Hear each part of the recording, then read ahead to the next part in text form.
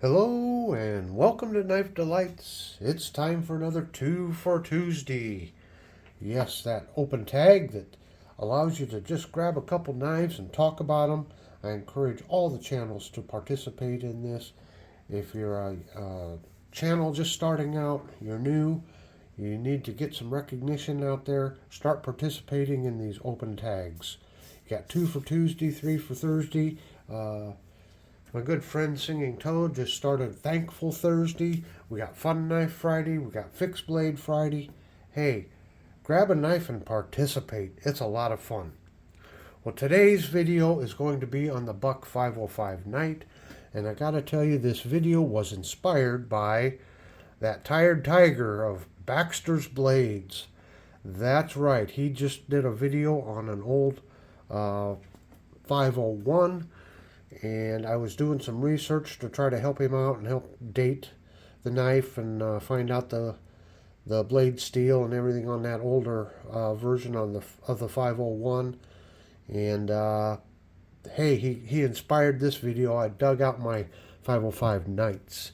Sometimes it's hard to figure out what to show, and somebody else seems to come along with a video and it gives you a good idea. So we have here the Buck 505 Knight.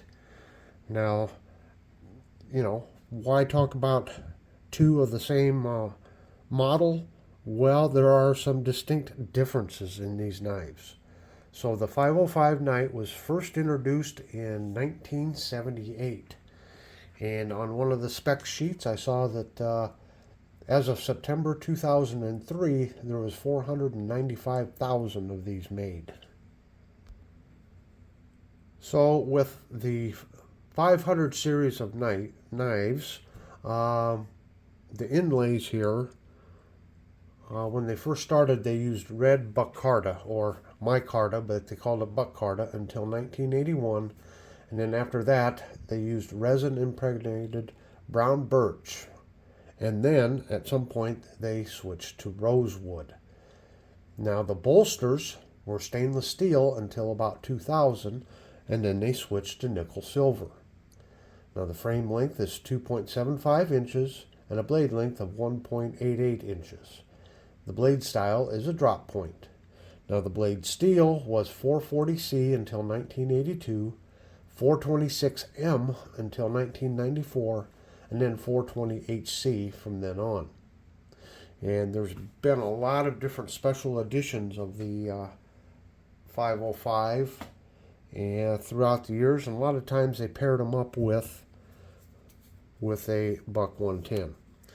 Just for kicks and grins, this one was made in 1986, which means it has the brown impregnated birch, and this one is from 2018, and it has the rosewood, so you can see the difference. Now this one is new, but this one here, I bought it in an antique store, so it's used.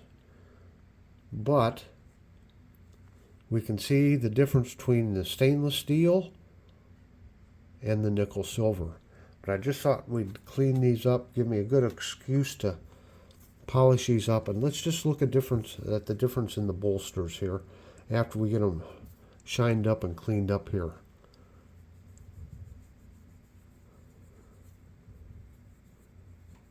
We'll just start with this one here. I don't really need an excuse to polish up my knives. I like to do it. For one thing, the oil comes off of your fingers. If you don't keep stuff wiped off, why it can start to rust your knives. The stainless steel. And here we go. We'll just do the front side of these bolsters here real quick. And see if we can see a big difference between the stainless steel and nickel silver. Now a lot of times I let the polish dry first before I wipe it off, but we're just going to get on it here. So there were some other 505 models. Although they weren't called a 505, they gave them a new number designation. And that would be the 506. And it first came out being called the Lady Buck. And it was the same frame, same blade, everything. Everything was the same except for the inlay. And on that Lady Buck, they used white micarta. Now apparently they didn't sell so well because the name was too feminized. So later on they changed the name to the White Knight. Okay. Now can we see the difference here?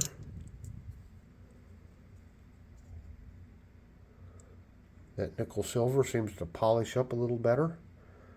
Of course, it's really hard to say. You know, this one was used.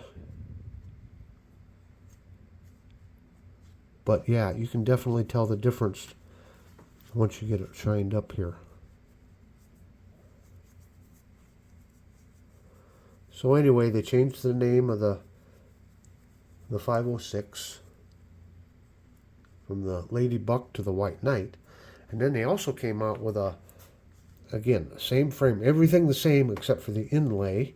And they gave it a different number designation again.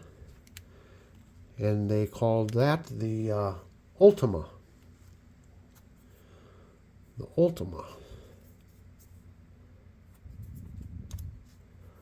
Just try this one out here.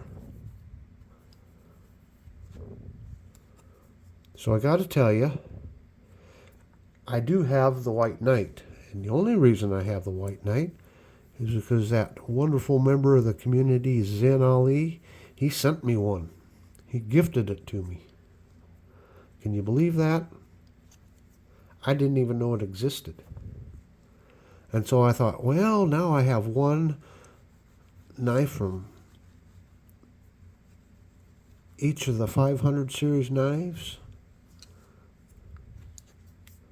But guess what? Then I watched a video, and I think it's Kevin there at Boston Blade Reviews, and I think he scored one of the Ultimas. And I didn't know the Ultima existed until I saw his video. So, you know how it goes with me. I got to complete the families on these. And so now when I get done with my 700 series knives, now I got to finish out my 500 series. I got to find one of those Ultimas. And I don't know how easy that's going to be to find. But we'll see.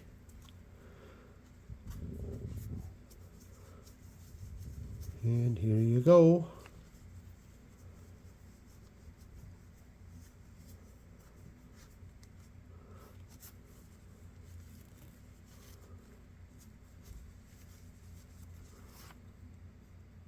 Oops, still a little bit on there. Anyway, there you go with your nickel silver and your rosewood compared to the stainless steel with the brown birch. Just a fantastic little pocket knife. Maybe even a 5th pocket knife. You see there, this one's been used. Somebody got a lot of use out of that one. They sure did. Well, until next time, everyone, I want you to have a very delightful day. And down in the right-hand corner, I'm going to put a link to my Buck Knives playlist. So make sure you check out all my other great videos on Buck Knives.